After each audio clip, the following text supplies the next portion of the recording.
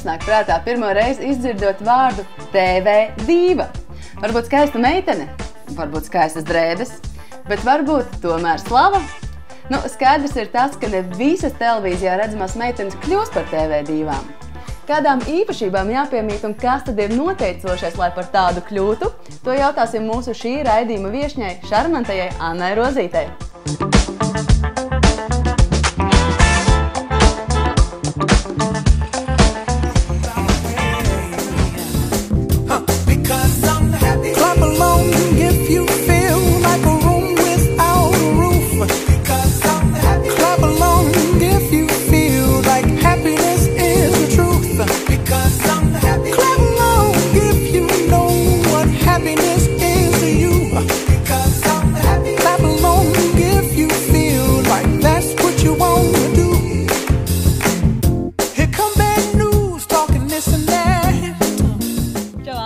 Čau!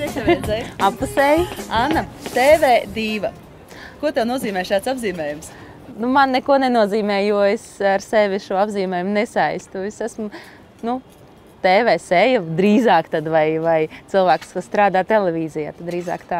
Bet kā tev šķiet, kāpēc citas meitenes, kas strādā televīzijā, kļūst par TV divam, nu vismaz kā mēdīja vai citi viņas sauc, un citas nekļūst? Kas ir tie iemesli, vai tad kam ir jāpiemīt, lai tu kļūtu par TV divu? Jo tevi sauc par TV divu.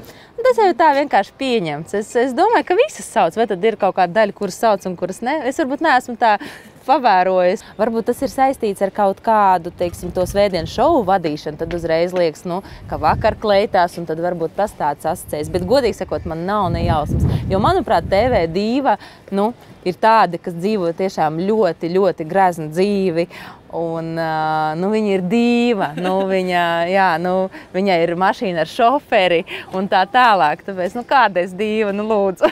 Pati brauc pie stūres. Pati brauc pie stūres, jā. Viņa bija vienmēr garāka par mums. Ar tādiem pelēcīgi blondiem matiem un zilām acīm. Viņa vienmēr bija patikusi puišiem. tas bija vienmēr, kad kompānijā, ja mēs esam visi, tad noteikti kāds puisis viņā iemīlēsies. Bet tev bērnībā bija sapnis nokļūt televīzijā vispārībā? Kļūst par TV seju. TV zvaigzni? Es neatceros, ka man būtu tāds mērķis vai kaut kāds sapnis, bet ko es atceros no bērnības, ka es pati rakstīju ziņas bērnībā, un tad, kad vecāki vakarā bija mājās, tad es viņus sēdināju priekšā, un tad es kā diktori lasīju ziņas paši izdomātas tur zoodārzā, kas ir piedzimis un kas vēl ir noticis šodien svarīgs. To gan es atceros. Nezinu, vai viņi atcerās, būtu interesanti pajautāt. Bet, tas laikam nozīmē, ka jā. Bet tā apzināti, ka kā man gribētu strādāt televīzijā, tādu domformu sevī es neatceros. Kā es teiktu, Anna ir Bolderājas meitene. Viņa nāk no Bolderājas, viņas bija 3 draudzenes. Tādas nešķiramas draudzenes. Varbūt visām tādas kopīgas, tipiskas iezīmes bija. Viņas tādas mērķtiecīgas, uzņēmīgas. Un to, ka Anna varētu strādāt televīzijā, to es nojautu tikai pēc 12. klases, kad viņa rakstīja motivācijas vēstulēs, tādos žurnālistos. Un tad es izlasīju tādus teikumus, ka tas viņas mērķis un sapnis ir nokļūt televīzijā. Šobrīd precīzi neatceros, vai tas bija vārds televīzijas zvaigzne vai kāds cits vārds, bet tas man ir iespiedies atmiņā, ka to viņa bija rakstījusi. Un tā arī notika. Kā tev šķiet, kas ir tas skaistākais vispār esot televīzijā, vadot raidījumus? Meitenes jau parasti sapņo par to, ka tev uzliek skaistu grīmu, sapucē skaistās drēbēs. Ko tev nozīmē vadīt raidījumu un būt televīzijā? Man vienkārši patīk to darīt. Es labi jūtos to darot, un tas man ir pats galvenais. Jo bieži vien man cilvēki uzdod jautājumu, televīzija, kas tur vēl, bet reāli, kur tu strādā? Ko tu dari? Un tad es vienmēr tā apmulstu, un es nezinu, ko atbildēt. Un tad es, protams, esmu kādreiz domājis, varbūt, ka man ir kaut kas cits jādara, un ka varbūt tā nav mana īstā vieta, un dažādi jau man tie jautājumi, kā jau jebkuram cilvēkam pa prātu grozās. Un tad es sapratu, laikam tas, kas sagādā prieku, nodarbošanās, kur tu jūties labi, tad droši vien tas arī ir tas, kas jādara. Un tāpēc Protams, ka televīzija ļauj vēl papildus darīt kaut ko. Tas nav darbs no 9 līdz 5, vai ne? Un līdz ar to ir vēl dažādas iespējas, ko var darīt, kā var sevi realizēt.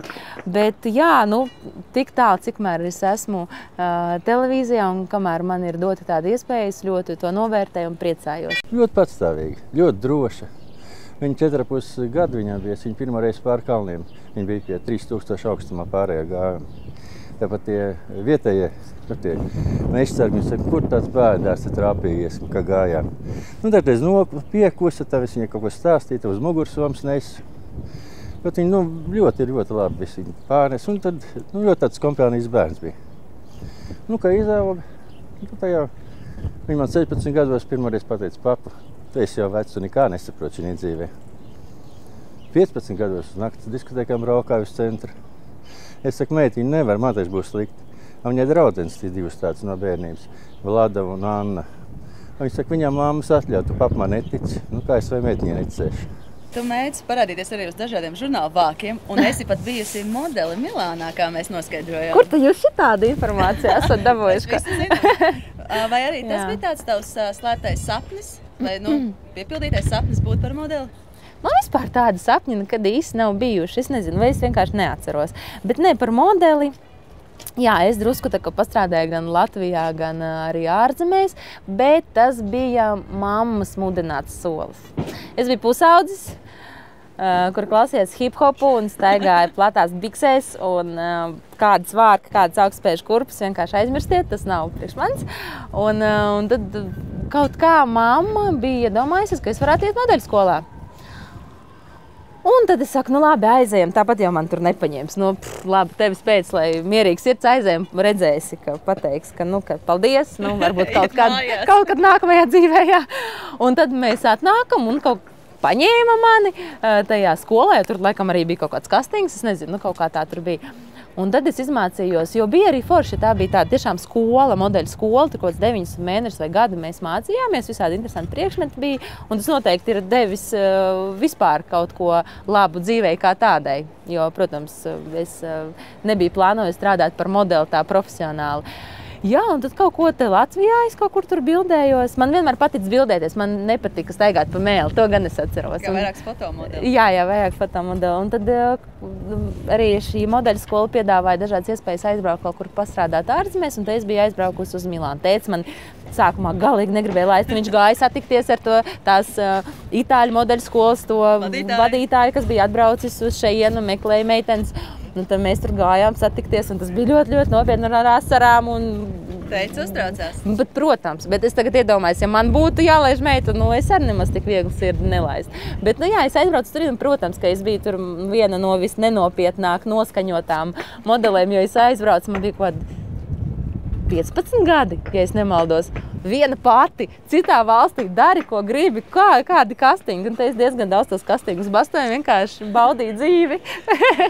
Viss sākās laikam tajā momentā, kad viņu aizsūtīja uz modeļu skolu, lai paceltu viņas pašapziņu. Jo bija viņas dzīvē tāds mirklis, kad viņa varbūt nejutās īsti pārliecināta par sevi. Un tie laikam tie pusauģu gadi, kad visādas muļķības galvā. Un tad es atceros, kad viņas mamma viņu nosūtīja modeļu skolu. Un pēc tā laika viņā kaut kas mainījās. Viņa palika tāda atvērtāka, drošāka. Lūk. Un, manuprāt, tas bija tāds pagrieziena punkts viņas dzīvē. Un tad kaut kā viņai viss izdevās pats no sevis. Bet kādreiz šķiet, vai nav tā, ka tie cilvēki, kas īsti nekad nav izrādījuši, ka viņi kaut ko ļoti vēlētos, bet viņi tā lēnām uz to mērķi iet un pārsteidz beigās daudz.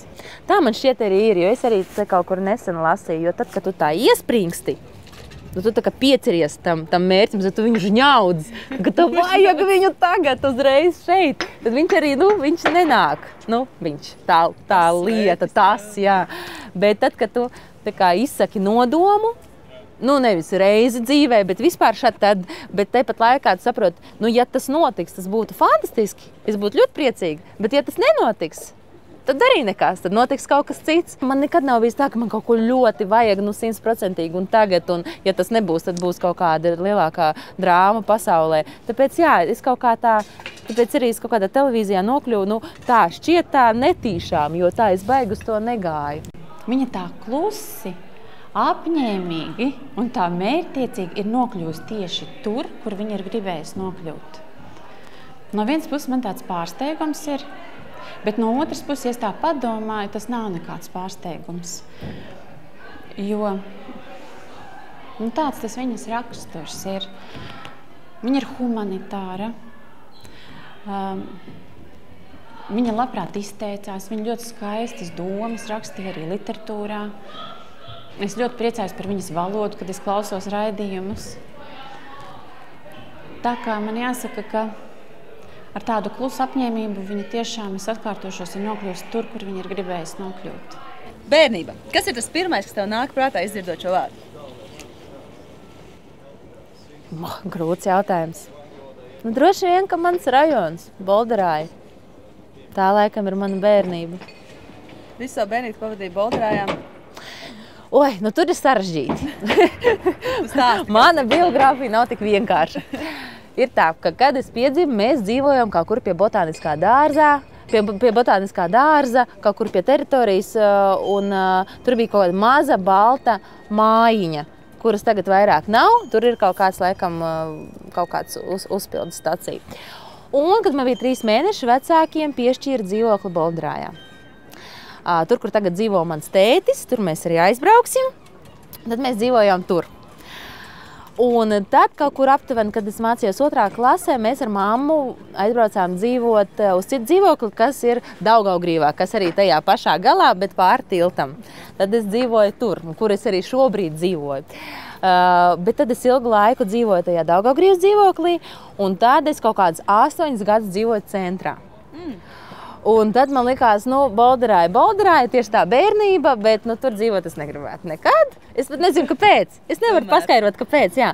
Un tad dzīvē visādi gadās un kaut kā tā sagrozījās, ka es izdomāju, ka varbūt jāpamēģina tomēr padzīvot tajā Bolderājā, ja galīgi man tur nepatīk. Un kas nav jau tā, ka es esmu piesiet, vienmēr jau var kaut ko izdomāt un dzīvot citur. Un tagad, ak Dievs, es esmu tik laimīga, ka esmu tur atgriezusies. Tas vienkārši ir fantastiskākais rajons pasaulē, goda vārds. Un kā daudzi sākam, ka tiešām, ka Bolderāja ir tāda kā cita planēta. Un absolūti labā nozīmē. Un es tiešām tur iebraucu un es tur jūtos tik labi. Kā mājās? Jā, tieši tā. Viņa ļoti labsirdīga arī. Tas ir viņai fakts jau no bērnības. Viņa audzināja, ka viņu neļauj sevi atbiežot, lai nekad vājāks neatbiežo. Viņa man tā droši arī izauga. Īstenībā es domāju, ka daudz nemaz nezina, ka tava pirmā valoda ir bijusi krievu valoda. Jā. Un arī tagad klausoties tevī tā nemaz nešķiet. Jā, tas labi. Pilnīgi tipisks latvietis. Pastāst par šo brīnumu. Jā, nākas? Īstenībā stāstot par to, kur es dzīvoju, es kaut kā man sanāca izlaist to posmu, ka no 1,5 gada līdz 3 gadu vecuma es dzīvoju Ukrainā. Jo mana mamma nāk no Ukrainas, un tad viņas vecāki tur dzīvoja, kas šobrīd dzīvos šeit Latvijā, bet tas ir cits stāsts. Un tad, tur tā sanāca, ka mani aizved dzīvot uz turieni, un tad, 1,5 gads tieši tas laiks, kad sāk lēnām mācīties runāt.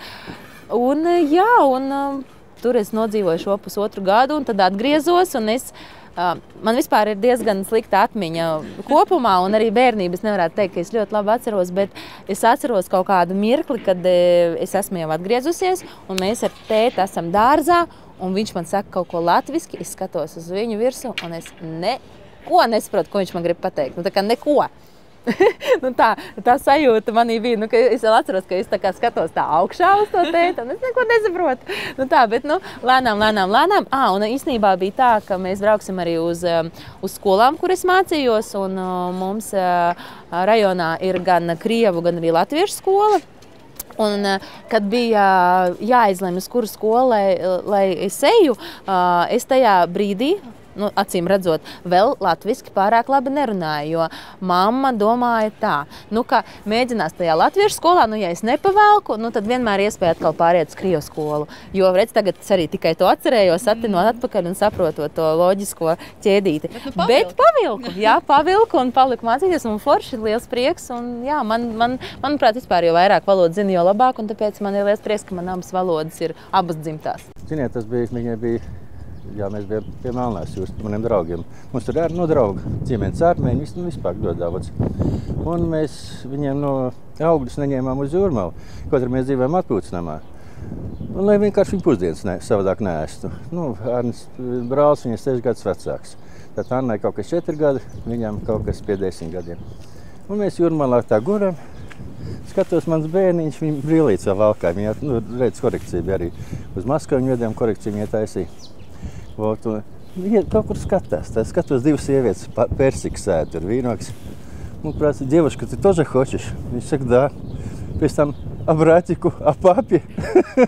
Es saku, kā tu mana barotāja? Es saku, visai ģimenei. Man jau grūti sevi raksturot, zin kā, no malas jau labāk to redz. Bet par bērnību vispār nezinu, bet par tādiem pusauģu gadiem, tīņa gadiem, nu es biju, jā, tāds bosīgs, nu, meitenīgas noteikti nebija nekādas svārkas, un es kaut kāds pirmos svārkus uzvaru kaut kādos 19 gados, nu tā apzināti. Es atceros, ka tētis man negribēja laist ārā no mājām, pirms es neizēju svārkos, nu kaut kas tur tāds bija. Un te es cīnījos, tad es sapratu, ok, vajag būt gudrākai. Priekš viņa es saģērbos tā, kā viņam patika, bet somā savas drēbes un tikko pa mājām ārā, kāpņu telpā pārģērbos un tālāk aizēju un miers. Nu tā es biju izdomājis. Tas, laikam, ir tipisks tāds jauniešu izgājiens, ļoti daudz. Tā dara, jā? Nu redz, man liekas, ka es tikai tās darīšu. Nu redz, un tā laikam, bet forši, ka bērni izdomā, ka kaut kāda viltība. Tas bija principā jau, nu, apzinīgos gados, kaut kādos 22, 3 gados. Mēs uzrīkojām pikniku ķemeru pamestajā sanatorija jumtā, kas bija, manuprāt, tagad, kad skatos to visu, tas bija tāds, nu, es tagad to nedarītu, teiksim. Mēs uzrāpāmies uz tā jumta un mums bija līdzi servīza.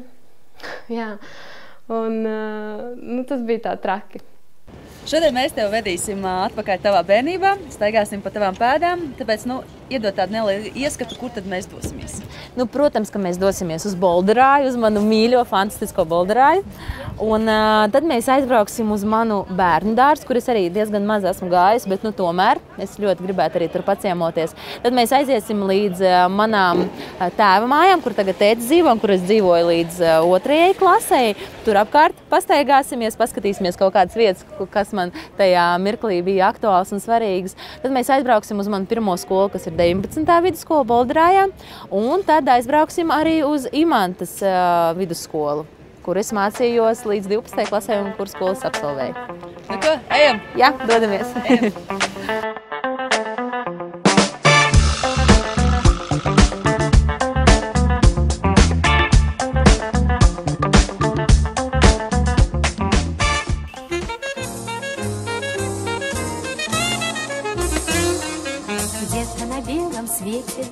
Там, где всегда мороз, трутся спиной медведи, а земную... Nu, lūk, šīs ir bērndārs, kurā es gāju, kad biju maziņa. Izrādās, tas ir krievu bērndārs, to es nemaz neatcerējos, jo man krievu valoda principā ir pirmā valoda, līdz ar to man tas nebija svarīgi, tāpēc man tas atmiņā nepalika.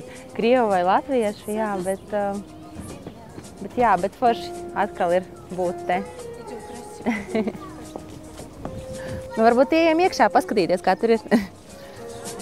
Крутят они, стараясь, вертят земную ось, чтобы влюбленным раньше встретиться пришлось, чтобы однажды...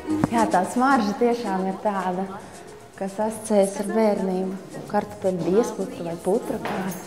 Kad es tikko ienācu, man likās, ka šī bija tā, nu, aktu zāle, kur bija izlaidums un tā, bet nē, kur saka, ka tā neesat bijis, bet ir tā, ka drusku mainījies viss. Un tāpēc tādas kaut kādas atmiņu tādi mirkļi ir palikuši, bet, nu jā, protams, viss pavisam bija citādāk. mantas tagad tādas, wow. Kāda mazuļa forša. Bet jā, bet to, ko es atceros, ka es gulēju tur tajā pusē, mēs varbūt varam aiziet līdz tām gultiņām. Nu jā. Jā, bet tā tiešām izskatās tik maza. Tik savādi. Pilnīgi savādi, jo liekas, nu kā, nu tā izskatās vispār pēc citas telpas, bet tā nevar būt cita telpa, jo tā ir tā pati. Bet vienkārši jā, tas, ka mēs augam un tās telpas šķiet, ka paliek mazākas. Es atceros, ka es gulēju tur galā. To gan es atceros. Pie sienas. Un šeit tad augšā, šeit tad apakšā. Bet kā mēs tur, kāpēc mainījāmies, to gan es neatceros. Es atceros, ka bija... Ak, Dievs, cik viss tas ir maziņš. Baigs jocīgs sajūtas vispār. Jā.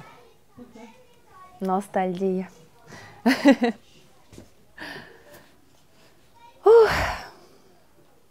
Bērnība. Forši. Forši. Šitādas mantas tagad vispār. Pa nopietno un drēbju skapis un kas tik ne, un virtuves, un rati, un pat frizētava. Nu, ne pa jokam. Jā, bet es kaut kā galīgi neatceros, ar ko mēs spēlējāmies. Tas gan man kaut kā ir izkritis no prāta. Bet es atceros, ka mēs ārā daudz bijām. To gan es atceros, tad ārā. Man liekas, tur liela daļa ir vēl saglabājusies no maniem laikiem. Tur mēs varētu aiziet apskatīties. Es atceros, ka šajā stūrī, te vēl kaut kas bija, kaut kas liels, bet es neatceros, kas. Un te bija kukaiņi sarkani ar melniem pleķīšiem un saucās krieviski pažārņiki. To es atceros. Es nezinu, kāpēc, bet te vairāk viņi nav. Un tieši šajā stūrī. Citur nebija, tieši šeit. Šito mājiņu es tā švaki atceros, bet sētiņas bija, jā, šitādas sētiņas bija. Un tā mājiņa man liekas arī bija. Diezgan līdzīgi, bet rekur saka, tagad būšot kaut kādas izmaiņas un jauns tas bērnu laukumiņš, bet man tieši prieks, ka sanācis viņu redzēt vēl tādu. Jā, forši. Es no šīs puses, kā parasti piebrauc ar mašīnu, un tagad pie tēta, es no šīs puses vispār 100 gadus neesmu gājis. Un saku, man šī eja starp divām mājām likās kaut kāds vispār mistisks portāls. Nezinu, ka tu tā kā izēji cauri un esi savā pagalmā. Es nespēju paskaidrot, kāpēc tas tā ir, bet tāds man bija sajūts, un joprojām man tā ir, te atnākot. Jā, un šis pagalms. Protams, ka šis nebija tas bērna laukumiņš un beņķīši neatceros. Šī bija smilšu kaste, kurā tagad, cik es redzu, smiltis vairāk nav. Ir, bet zāle pa virsu. Te mēs arī kaut ko ņēmāmies, kaut ko spēlējāmies. Un tad tur ir kanalizācija, vispār baisi. Tur mēs pat līdām iekšā tajās lūkās. Es ceru, ka tagad viņas ir cieti, jo īstenībā, ja tā padomā, nav diezko prātīgi atstāt vaļā, ka pilns ar bērniem pagalmā. Nekas jau tur tāds traks nevar notikt, bet tāpat tomēr tie vāki smagie. Jā, tagad ir cieti, paskat. Kādreiz bija pilnīgi brīvi. Taisījām vaļā, līdām iekšā, tur bija karsti, silti. Trumbas. Ko mēs tur, nezinu, ko mēs tur darījām. Kamēr es staigāju apkārt mājai, skatījos savos logos, tas sanāk 5. stāvs uzreiz. Tur ir virtuve. Es atceros, ka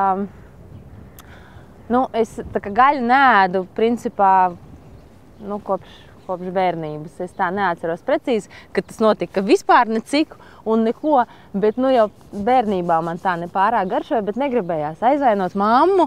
Un te es atceros, ka bija kaut kāda gaļas ēdiena, viņi man tā baigi nespiet, bet ar domu, bez maz vai būtu forši, bet bet man negribējās aizvainot, protams, ka tomēr ir gatavots un tā.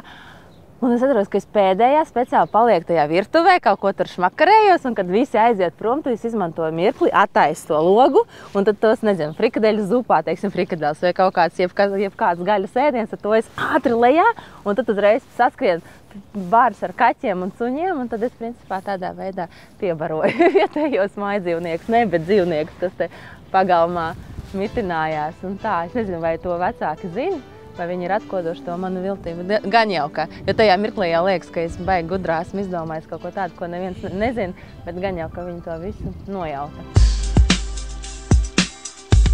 Come on. I see no changes. Wake up in the morning and I ask myself, is life worth living? Should I blast myself? I'm tired of being poor and even worse, I'm black. My stomach hurts, so I'm looking for a purse to snatch. Cops give a damn about a Negro. Pull a trigger. Nu, lūk, šī ir 19. vidusskola, un šeit es mācījos no 1. ja es nemaldos līdz 6. klasē. Man ar to atmiņu ir tā kā ir 6. nu varbūt 7. Vairāk gan nē. Un man šī skola liekas tik ļoti skaista, es nezinu, tādā pakalniņā un tik īpaši, nu tiešām pavisam, nu ne tāda kā parastas skolas ir. Un es atceros, ka ziemā, kad bija sniegs un apladojušas kalniņš, tad šis likās ļoti augsts kalns. Un bez man personīgi, nu es neesmu tāda pārgalvīga, man kādreiz pat bija tā kā jāsaņemās, lai no viņa nobrauktu. Tagad es skatos, kas tur ir, bet nu, tajā laikā viss bija citādāk. Nu, vispār tāds pārciņš, es nezinu, skola vienkārši fantastiska. Bet es atceros, mums bija popielas, un mēs bijām Spice Girls ar klases biedrenēm. Un tur tālāk, tur arī bija kaut kāds telpas, kur mums ļāva pārģērties kaut kas tāds. Jā, to es kaut kā tā. Tas man laikam visspilgtākās atmiņas tieši par aktu zāli. Nē, šīs skatos, es sevi atceros kā Džeriju no Spice Girls. Es toreiz nerapoju un neko citu tādu nedarīju. Mums labi gāja ar tām Spice Girls, tāpēc jau arī tāds pozitīvs atmiņas. Jā, es atceros, ka krāsojām, tā kā Džerijai bija rudi mati, tad mēs, tajā vecumā jau nevarēja tā nokrāsot sarkanas matus, un tad mēs ar lūpu krāsām, ar ko tik mērējām, tas mums par briesmu lietas darījām, bet vajadzēja, kā konkursu un tā nopietni piegājām lietai.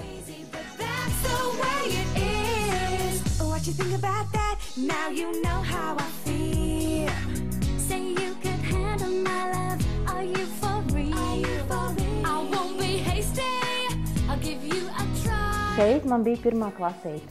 Protams, tagad viss izskatās pavisam citādāks, bet izkārtojums gan bija tieši tāds pats. Te bija tāfa, te sēdēja skolotāji, un te sēdējām mēs. Es atceros, ka tā bija 1. tāpa, kur mēs te visi mazie ienācām, sasēdāmies un domājam, kas nu tagad būs, kas tā skola tāda ir, kas mums būs jādara. Es tikai tagad uzzināju, ka šīs skolas arhitekts ir Dreimanis, tas pats, kas ir arī taisījis Centrāltirgu. Un šī ēka ir UNESCO sarakstā. To es uzzinu tikai tagad. Nu, labāk laikam vēlāk nekā nekad.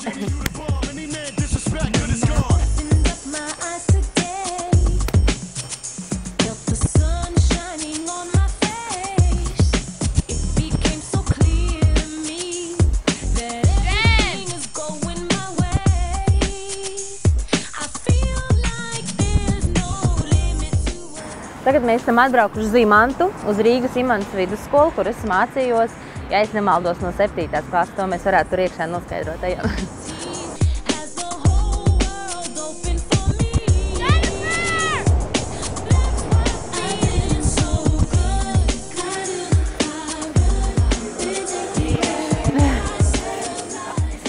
Skolotāji, kā viņi runā.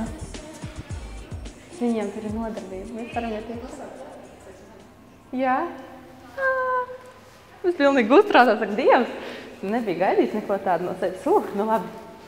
Bet tiešām, ja? Labdien, skolotāji. Mēs drīkstam jūs... Kā mēs drīkstam? Mēs varam iekšā iet? Jā. Labi. Puķītas, jums es pilnīgi satraucos. Es varu prieks satikt. Labdien, bērni. Tā ir arī mana skolotāja kādreiz bija. Jā, oi, cik forši. Kā jums iet? Ko jūs tagad mācāties? Kā visi vienā balsī. Un ko jūs lasāt tagad? Jā. Tas arī bija mūsu laikā. Šajā kabinetā ir mācīsies literatūru un latviešu. Jā. Bet tas vispār bija mūsu kabinets, vai ne? Jā, mūsu kabinets, jā. Un ir jau pagājuši 10 gadi. Jā. Man tikko prasīja. Bet nav mainījusies nemaz. Jā. Paldies. Man jau liekas tas, bet redz forši, ka tā. Un Anna bija brīnišķīga skolniece. Tagad gaiša, tikpat skaista un tikpat atvērta kā šobrīd. Un tieši tāda pat kā televīzijā. Man pilnīgi jāsargs. It might seem crazy what I'm about to say.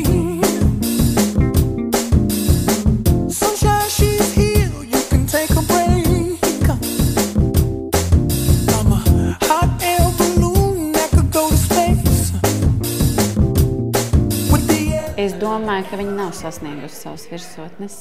Es domāju, ka viņa turpinās, jo tas klusais iekšējais spēks un tā vēlme īstenot savus sapņus, un iespējams, ka mēs nemaz nenojaušam par tiem viņas lielajiem sapņiem, ka tie viņā ir. Viņā ir. Mēs noteikti redzēsim vēl kaut ko jaunu vai kaut ko citu, ko Anna izdarīs.